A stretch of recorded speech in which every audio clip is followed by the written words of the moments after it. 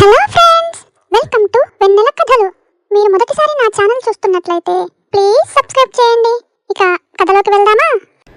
ఒక ఊరిలో ఒక వేటగాడు ఉండేవాడు. అతడు చాలా పేదవాడు. ప్రతిరోజు అడవిలోకి వెళ్ళి చిన్నపాటి జంతువులను వేటాడి వాటిని అమ్ముకొని జీవిస్తూ ఉండేవాడు. ఒకరోజు ఎప్పట్లాగానే వేట కోసం అడవి లోపలికి వెళ్ళాడు. సాయంత్రం దాకా వెతికినా అతనికి ఏమీ దొరకలేదు.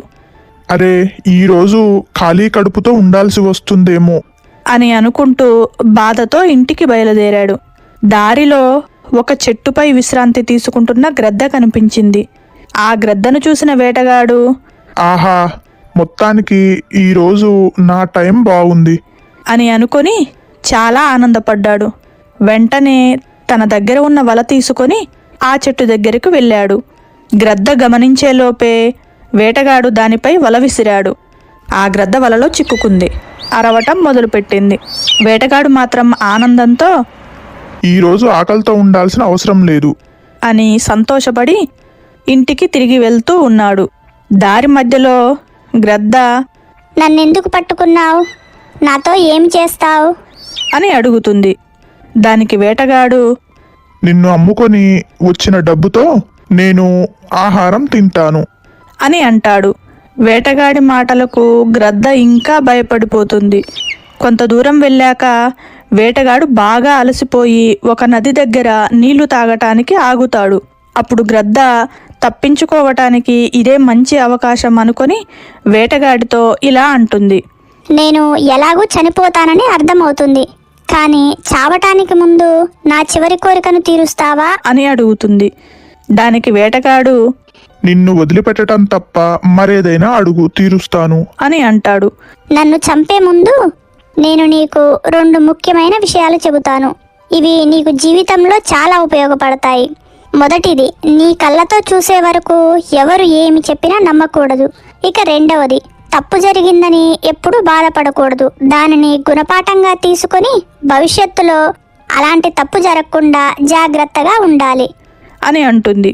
వేటగాడికి ఏమీ అర్థం కాక, ఇవన్నీ నాకెందుకు చెబుతున్నావు అని అంటాడు. కొద్దిసేపటి తర్వాత గ్రద్ద, నన్ను నిజంగానే అమ్మేస్తావా? అవును, నేను పేదవాడిని. నిన్ను అమ్మితే వచ్చే డబ్బుతోనే నేను బ్రతకాలి అని అంటాడు. దానికి గ్రద్ద, ఓసి, ఇంతేనా? డబ్బు కోసమే కదా ఇదంతా చేసేది. నీవు నన్ను వదిలిపెడితే నీకు కావాల్సినంత డబ్బు వచ్చే ఉపాయం చెప్తాను. ఆ మాటలు విన్న వేటగాడు ఆశ్చర్యపోయాడు. ఏమిటది? త్వరగా చెప్పు. ఆహా, నా బుట్టలో పడ్డాడు. ఒకరోజు రాజమందిరం దగ్గర నాకు ఒక వజ్రం దొరికింది.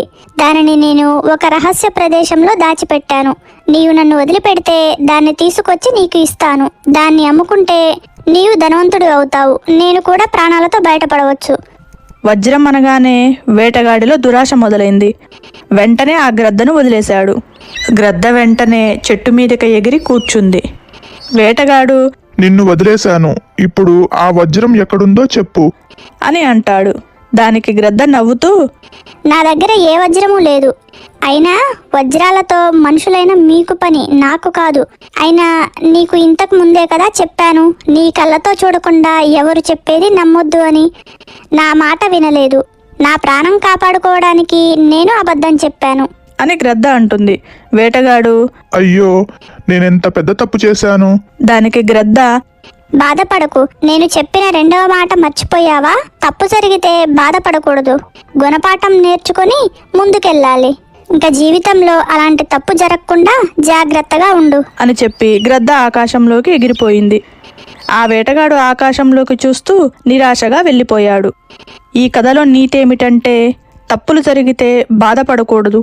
వాటి నుండి పాఠం నేర్చుకొని ఇక ముందు ఎప్పుడూ అలాంటి తప్పులు జరగకుండా చూసుకోవాలి. ఎవరి మాటనైనా నమ్మే ముందు దానిలో నిజానిజాలు తెలుసుకోవాలి.